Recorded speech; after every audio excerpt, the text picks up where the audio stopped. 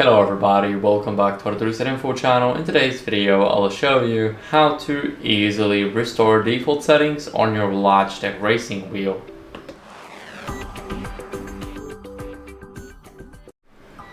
So as you guys can see, I've got the wheel right here. It's connected to the PC. We can see it in the Logitech Hub app. And if we want to restore the default settings, as you guys can see, they look like this right now. And what we can do is, as you guys can see, we have the strength. It's very easy. I do that with one hand, as you guys can see, because there's no strength.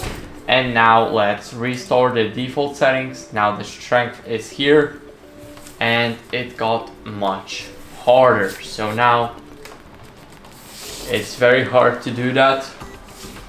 And basically this is how we can easily restore the default settings. So that's basically it for the video. I hope it was helpful, and if it was, then leave a like, sub and a comment, and I'll see you in the next one.